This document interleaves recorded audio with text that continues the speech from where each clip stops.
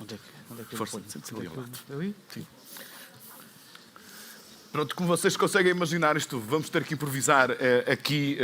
Eu não estudei tão bem esta lição como a da agroindústria, mas enfim, o meu treino mental enquanto jornalista, portanto, estou a fazer perguntas e por isso o Santiago também está muito habituado a responder pela sua experiência pessoal e profissional e por isso, portanto, damos a certeza que isto vai correr bem.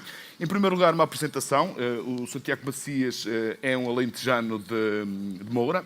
É historiador, na variante de História da Arte.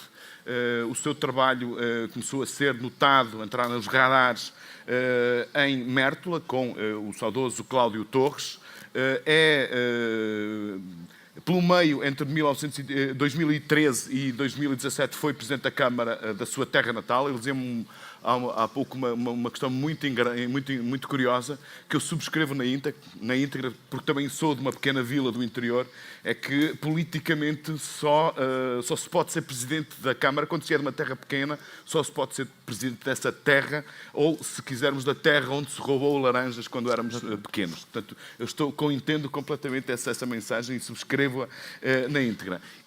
Atualmente é, entretanto, o diretor do Panteão Nacional. Portanto, temos aqui várias experiências pessoais e profissionais. Há uma linha de continuidade, é um historiador, mas também tem aqui pelo meio algumas questões, deixem-me usar a expressão, fora da caixa, tipo Presidente da Câmara de Moura. Porquê?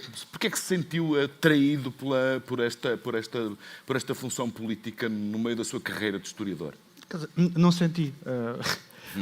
Foi um ato meio quixotesco em 2005.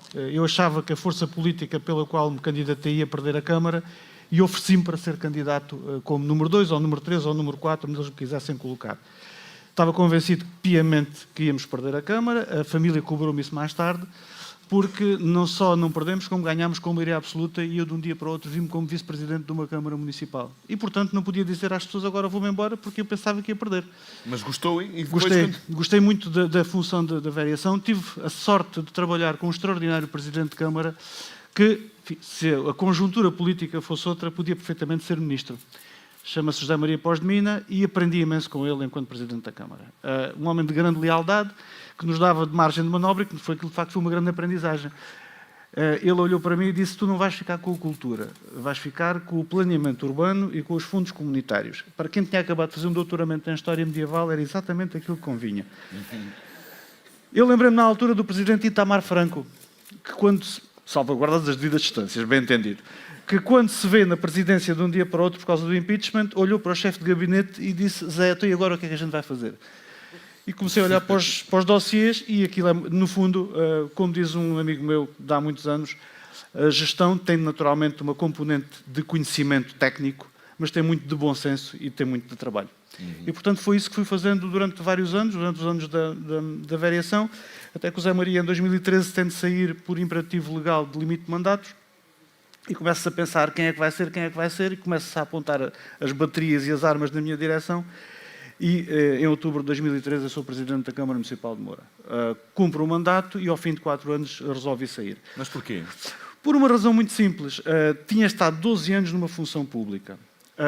Nós não podemos viver da política nem para a política. A política é uma coisa fundamental e é interessantíssima e são cargos que nós devemos dedicar de alma e coração. Só que há um momento em que nós temos de voltar à nossa atividade profissional. O que não é fácil, porque as pessoas depois dizem assim: ele esteve lá na política, o que é que ele quer agora? E então, esse regressar à minha atividade profissional, porque eu não queria ficar aos 50 e tal, 60 anos sem pendurado, sem uma sequência, sem uma saída que eu queria ter. E tive-a. Não foi fácil, porque já não quis voltar para Mértola, que é a Câmara Municipal da qual eu ainda hoje sou técnico superior, e comecei à procura de várias soluções. Uma delas passou por um projeto que falhou completamente, chamado Museu das Descobertas. Foi o dossiê que me foi entregue na Câmara Municipal de Lisboa.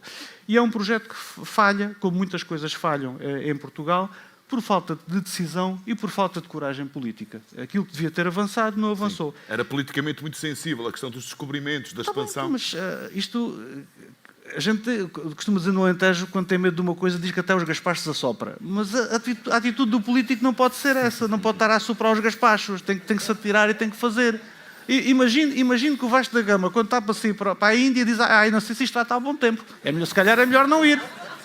Acha que isso pode ser? É claro que não pode ser. E, portanto, tem que haver decisão e tem que haver tomadas de princípios que não são feitas inconscientemente. Ou seja, nós não podemos estar num museu como esse ou num equipamento como esse a incorporar o discurso, o ideário do Estado Novo. É evidentemente que não. Mas não nos podemos também estar a autoflagelar a cada momento porque houve descobrimentos. Porque tiveram coisas péssimas, horríveis, e tiveram coisas ótimas também. Muito boas, francamente. E, portanto, nós não podemos estar sistematicamente a querer negar o passado. Como diz o meu amigo Joaquim Caetano, diretor de arte antiga, o passado não foi uma coisa democrática. O imperador Adriano era pedófilo. Viveu vários anos com um jovem adolescente. O que é que a gente faz agora às estátuas do imperador Adriano? Vamos demolir as estátuas? Vamos destruir as estátuas? Eu acho que esses símbolos, muitas vezes, quando não nos agradam e quando nós temos de os combater, nos devem servir do ponto de vista pedagógico. Tem um excelente exemplo no Padrão dos Descobrimentos. É uma obra do Cottinelli Telmo, que não é assim tão má quanto isso do ponto de vista da arquitetura, e tem uma série de estátuas do Leopoldo de Almeida que estão muito longe de serem mais, pelo contrário, é boa estatuária. É um símbolo do Estado Novo. Neste momento, o Padrão dos Descobrimentos tem uma extraordinária programação que permite interpretar e estudar aquela época. Não vamos agora demolir tudo. Daqui a pouco, se a gente abre a caixa de Pandora, daqui a pouco temos tudo raso. Isso é verdade. A história, portanto, é um perigo, mas também é uma oportunidade. Claro. E, aliás, é mais uma oportunidade do que um perigo. Portanto, entretanto, decidiu ter uma vida mais calma no Panteão Nacional. Não, calma. Isso é só... Não? O facto de ser um cemitério não quer dizer que eu tinha uma vida calma. Não, a pergunta queria ir por aí, de facto, não é? Que tipo de aflições lhe causam os inquilinos? Várias. Repare, quando se sai de um cargo de alta rotação, como é a presidência da Câmara, em que nós não desligamos o momento nenhum, a única coisa que eu verdadeiramente estranhei no dia a seguir foi que o telemóvel se calou.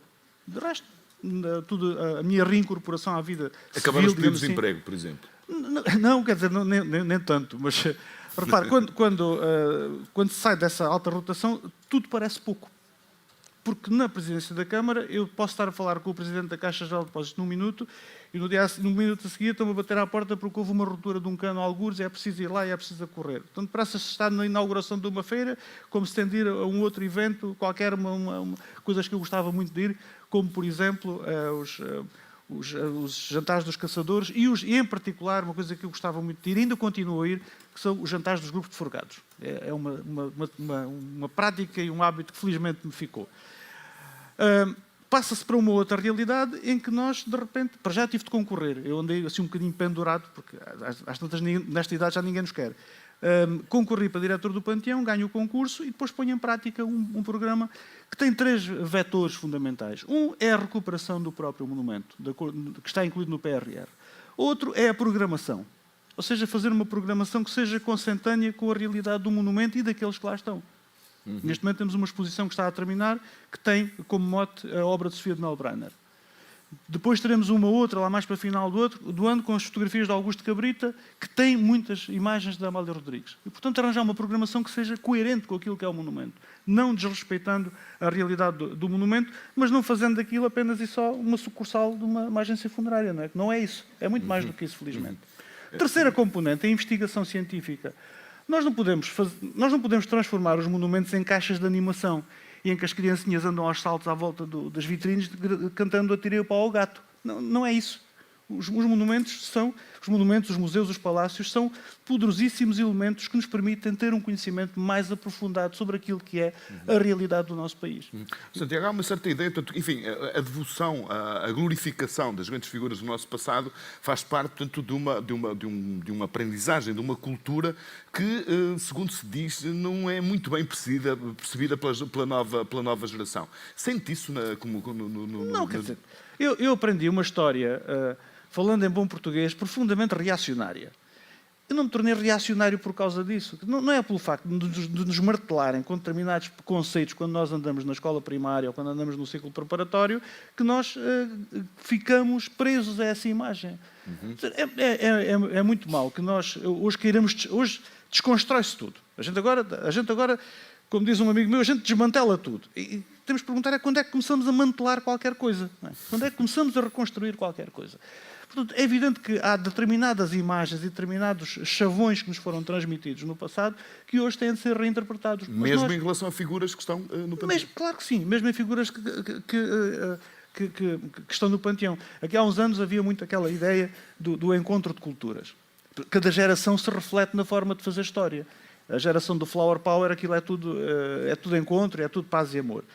Encontro de culturas, sim, e grandes mortandades e grandes morticínios que foram praticados pelos portugueses na Índia, por exemplo. Eles, claro, casavam com as mulheres que lá estavam, claro, as mais brancas, as mais jovens e as mais ricas. Ponto. Portanto, nós temos de repensar a história, sim, em cada momento, reinterpretá-la, mas não a podemos negar, nem podemos apagá-la. Não é impossível apagar a história.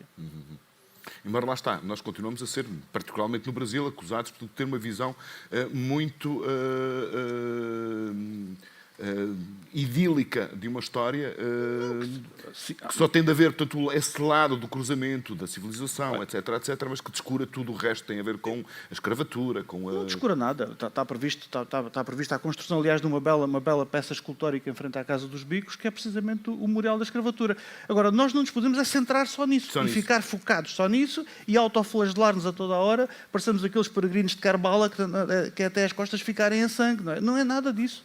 A nossa história é, felizmente, muito mais do que isso. Nós não temos de ter vergonha da nossa história. Sim. Temos de ter vergonha de alguns protagonistas e do que andaram a fazer, mas em termos globais, não. Pelo contrário, temos de ter orgulho na nossa história, temos de ter orgulho no país que somos, porque quem resiste num país como é o nosso, que é um país com poucos recursos, que é um país pobre, podemos dizê-lo, quem consegue construir um país, quem consegue manter um país, quem consegue lançar-se numa aventura para fora do país, como nós fizemos, não temos nada que ter vergonha disso.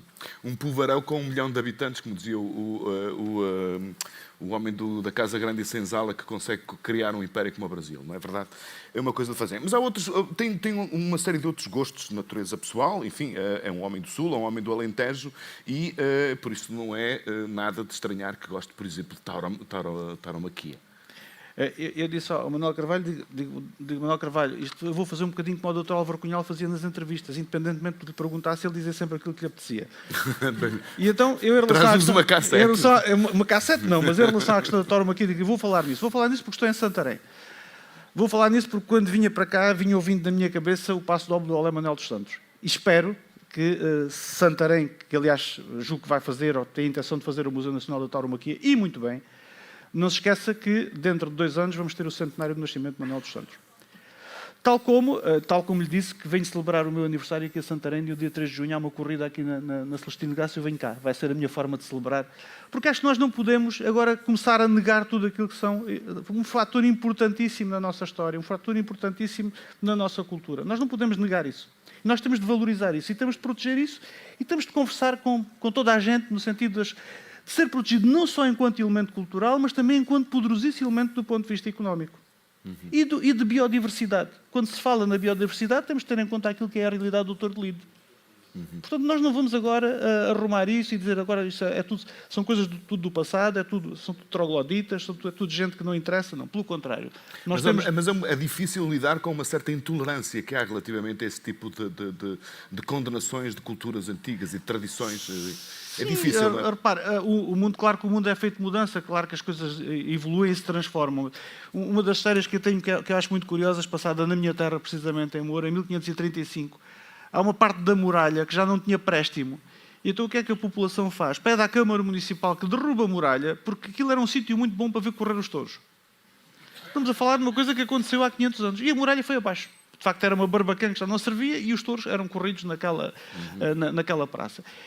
É evidente que nós percebemos que há questões de diversidade, há questões que têm a ver com uma outra forma de ver o mundo, mas eu, por exemplo, tenho muita pena que uma praça de touros chamada do Campo Pequeno, que é um verdadeiro símbolo cultural do nosso país, de repente tenha praticamente deixado de ter corridas. Passou de 15 corridas, 10 corridas por ano para apenas 4.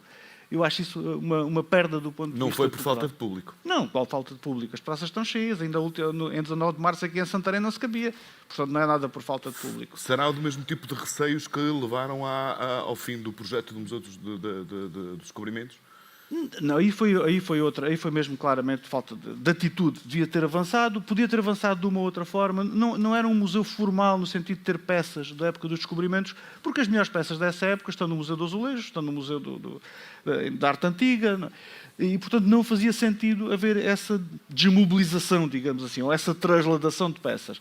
Mas uma coisa que fazia seguramente sentido era um centro interpretativo, enfim, ou uma área de interpretação ligada às exposições, onde fosse feita também a difusão do conhecimento. Há ótimos sítios na cidade de Lisboa para o fazer.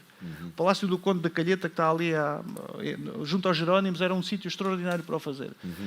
Basta querer. Mas como estamos em Santarém, portanto, e para além da questão da abordagem à questão da tauromaquia, nos seus estudos deparou-se a determinada altura com uma descrição de Santarém, na Idade Média, que era uma espécie, portanto, era comparada ao Nilo. Enfim, o rio inundava e fertilizava, portanto, as zonas aluvionais e tornava aqui uma região, fazia disto uma região particularmente fértil, como aliás ainda é. Precisamente, já disse tudo. Era exatamente isso que se passava. Todos os geógrafos referem que as cheias do Tejo fertilizavam os solos e que se faziam várias colheitas por ano. É claro que quando chegam os cruzados do Norte, eu imagino, quando chegaram a este paraíso, o que é que eles imaginaram? Não é? O que é que pensaram? Nunca mais daqui saímos. E, de facto, nunca mais saíram. São, de facto, zonas, os campos de Balata, como eram conhecidos, a zona de Valada, eram campos particularmente férteis e que eram comparados, como diz, à zona do Nilo. Mas há outros fatores importantes na Santarém dessa época, há cerca de 1000 anos. É uma terra de poetas e de intelectuais. Um dos maiores escritores da época, o Ibn Bassam Ashantarini, era daqui. Escreveu uma obra em 8 volumes, que infelizmente não está traduzida. Está apenas editada em língua árabe. Tal como temos o Ibn Sara, que é outro grande poeta desta época, dos séculos XI, XII, e que, enfim, viveram em Santarém, cresceram em Santarém. Depois alguns deles foram para a corte de Sevilha ou de Córdoba, mas que são homens daqui e que usufruíram particularmente deste caldo de culturas que cidades como Santarém tinham. Porque a cidade não era apenas e só exclusivamente muçulmana. Nós é que pensamos que, às vezes, que houve correram com os cristãos todos para as Astúrias e que isto aqui ficou nas mãos dos muçulmanos apenas e só. Não é verdade. Era muito mais multicultural que depois o período cristão. Não é multicultural no sentido fraterno, era multicultural no sentido de equilíbrio e de vez em quando andarem à pancada. É multicultural no sentido de serem muito parecidas em termos de número as comunidades. No princípio do século XII dizia-se que Lisboa era meio cristã, meio pagã. Portanto, que aquilo andava meio por meio. Tal como a presença de comunidades moçárabes é importantíssima nesta zona. Havia cristãos, havia igrejas, o culto cristão prolonga-se até essa época. Já agora, em relação a Santarém, há um dado particularmente curioso, ocorrido em 1184. A cidade é conquistada em 1147. E em 1184 há uma grande campanha militar, trazem o califa, o Abu Yaqub Yusuf, vem para Santarém à frente de um grande exército e de facto tem grande vantagem. Isto está quase conquistado. Mas depois há coisas que são genéticas. A desorganização profunda leva a que o exército se vai embora, há um mal-entendido, e o exército parte e deixa o califa sozinho com uma pequena guarda-costas aqui na margem direita do Tejo. E os cristãos percebem-se que o califa está sozinho, saem da fortaleza e matam-no. O califa não morre logo, morre no caminho de Évora. Mas é uma história absolutamente extraordinária e creio que não muito conhecida aqui na cidade de Santarém, nesta região. Enfim, é mais de quem estuda estas matérias. Mas é de facto uma terra que tem grandes tradições, que tem uma cultura muito profunda no período islâmico. Há uma série de poemas que estão aqui neste livro, do Portugal da Espanha Árabe, do António Borges Coelho, que estão aqui publicados e que dizem bem da capacidade lírica e poética da gente de Santarém nessa altura. Coisa que, aliás, eu também acho que nos está um pouco na alma, não é? Esse lirismo, essa capacidade poética está na alma dos portugueses. Não está, menos a mim, que sou incapaz de escrever um poema, mas, de um modo geral, nós temos grandes poetas. Estamos a falar de uma cidade com que dimensão? No século XI? As cidades são pequenas, ou seja, nós lemos as descrições e eles dizem assim, a cidade é enorme, tem muitos mercados e tem não sei o quê. Isto é como a história da coruja, não é? Que gosta sempre dos filhos. Nós tendemos sempre a exacerbar, ou eles tendiam a exacerbar o tamanho das cidades. Uma cidade média tinha cerca de 7 hectares. que é o tamanho de Beja, de Évora, de Silves, de Mértola. Uma cidade maior como Beja podia ter 10, 12 hectares. Lisboa, intramuros e fora os arrabaldes, teria uns 20. Santarém era mais pequeno, porque o poder e a importância da cidade não está tanto na demografia, no número de habitantes, como na sua riqueza. Sim, mas uma coisa está associada à outra, normalmente a riqueza que Isto está na origem de... Há um povoamento aqui bastante disperso. Santarém, de facto, tinha 3 núcleos populacionais. Tinha a zona do Castelo, que se estendia um pouco. Tinha depois a Ribeira, que é de facto onde está a origem, porque a Santeirina, a imagem, inclusivamente a imagem está em baixo, junto ao rio, e tinha depois o Alfange. Portanto, são 3 núcleos populacionais, que depois se expandem por muitas outras zonas aqui em volta que são muito povoadas. Mas, do ponto de vista demográfico, nós não estamos a falar de Córdoba, não estamos a falar de Sevilha, estamos a falar de uma coisa que é muito, muito pequena e muito restrita. 3.000 habitantes, por aí? Por aí, 4.000, vá lá, sendo generoso. Uma vila pequena do interior do nosso tempo. Sim, não há interior, desculpe lá. Essa é outra das minhas. Okay. Nós em Portugal não temos interior. Não me diga que prefere a expressão como é que é território de baixa densidade. Não, isso é uma coisa que ninguém percebe. Isso é uma coisa que os burocratas inventam, que é para ninguém perceber o que é que estão dizendo. Não há territórios de baixa... não há interior, no sentido em que interior tem a Rússia ou os Estados Unidos, em que a pessoa tem de fazer 4 horas de avião para chegar à costa. Nós aqui em Monforte até à costa, de Alijó até à costa, estamos a 2, 3 horas. Não há, de facto, nesse sentido, um interior. Há zonas que são periféricas e que estão longe de tudo. E esse interior começa logo aqui em Ferreira do Zézer, em Castanheira de Pera. Nós já estamos afastados. É como se estivéssemos num outro país. E estamos num outro país porque, do ponto de vista político e do ponto de vista eleitoral, inclusivamente, são zonas que não têm peso. Repara, o Alentejo todo elege 8 deputados. 3-3-2. Porto Alegre, nesta altura, já só tem 2 deputados. É evidente que isso conta muito pouco. O único homem que teve, ou melhor, o último homem que teve, de facto, uma grande noção do que era a diferença do país e a necessidade de fazer qualquer coisa de diferente, era um indivíduo muito pouco recomendável do ponto de vista da nossa visão democrática das coisas, foi o Marquês de Pombal. De resto, no século XX, nós não tivemos um único gesto do poder central no sentido de fazer, de facto, investimentos nessas zonas afastadas e que levassem para lá a população. E desculpe lá, não é com carnavaladas como essa história da taxa variável do IRS que se atraem pessoas. Isso é uma das coisas que muitas vezes... nós temos a taxa variável do IRS e devolvemos a taxa variável às pessoas. A taxa variável do IRS é o Robin dos Bosques ao contrário. Porque quem ganha pouco não ganha nada e quem ganha muito recebe muito de volta. Portanto, não é assim que se atraem pessoas. Mas tem de haver, de facto, investimento. Isso aí, sem dúvida. Santiago, o nosso tempo está a acabar. Só tenho uma última pergunta. De todos os personagens que têm à sua guarda, tem algum pelo qual tenha especial admiração? É daquelas coisas que não é suposto falar, não é verdade? Eu prefiro dizer É por isso que eu faço a pergunta, não é? Os jornalistas são assim. Diremos que há portugueses que eu gostaria, enquanto cidadão, de ver no Panteão Nacional. Por exemplo, Salgueiro Maia, que saiu daqui na madrugada de 25 de Abril para fazer Portugal um país diferente. Por razões testamentárias, ele está em Castelo Vide e não pode sair, e julgo que a família de resto não teria sequer interesse. Mas essa era uma figura que eu acho que gostaria que o Panteão pudesse, de alguma forma, homenagear. Depois, aos poetas. O Portugal é um país de poetas, é um país de literatos também. Não é só, mas também o é. Nós temos figuras como o Sofio de Melbrenner, temos escritores como o Aquilino Ribeiro, temos o Almeida Garrett. Vai em breve entrar no Panteão Essa de Queiroz.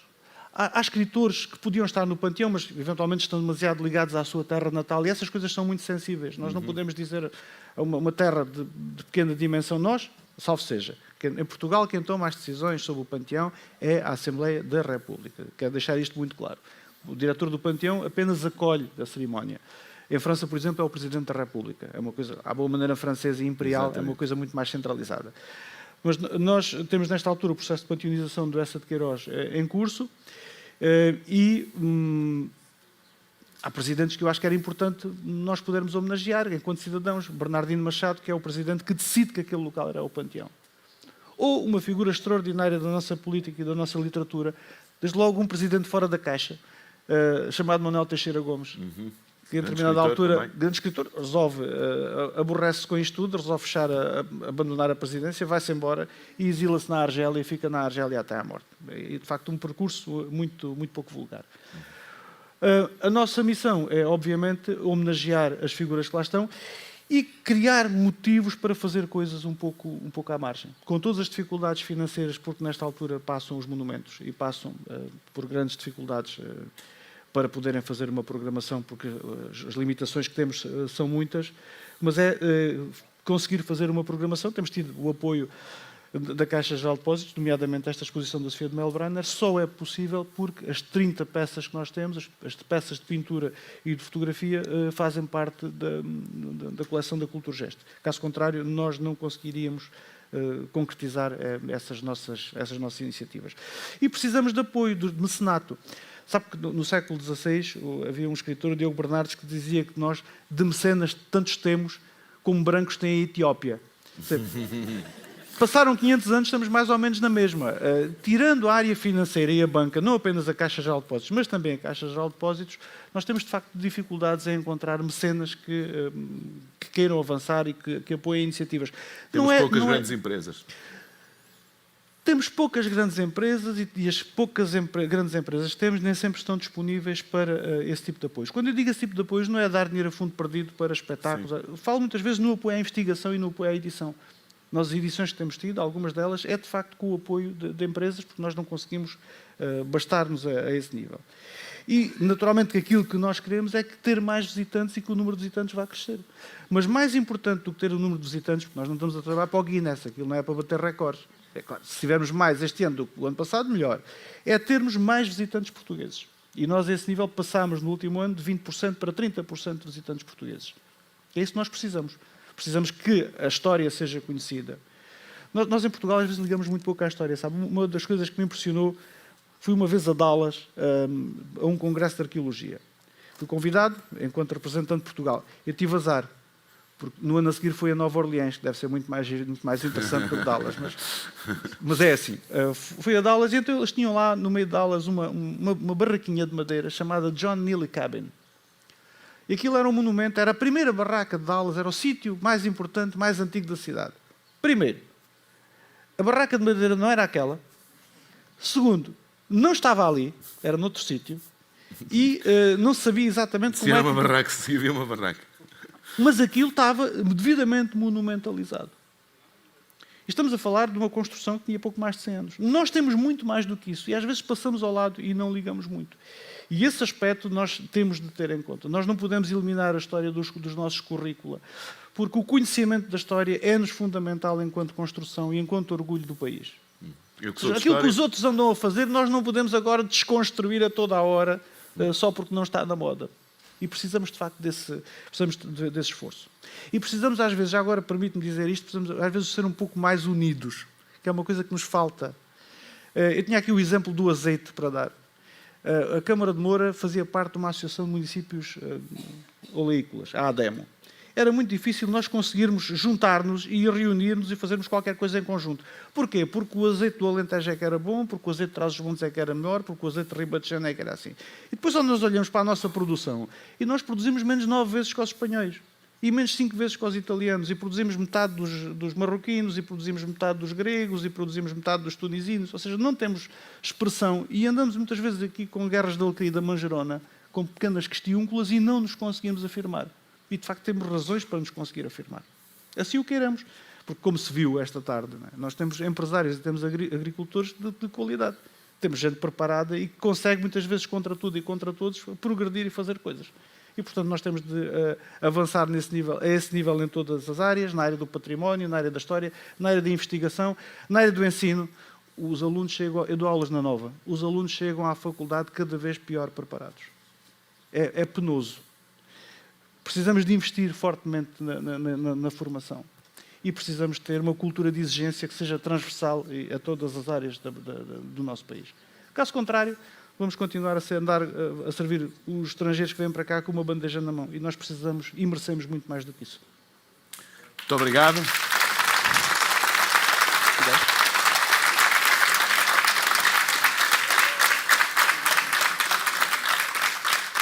Muito obrigado, foi um privilégio ter tido esta conversa. O Pedro Abrunhosa nem sabe o que perdeu. Muito bem, é a tua vez, Pedro. Da minha parte, despeço-me. Foi um prazer ter estado aqui convosco. Muito obrigado à Caixa por nos ter convidado, ao nosso público. Muito obrigado a vocês por terem ficado desse lado. Até uma próxima. Muito obrigado. Muito obrigado.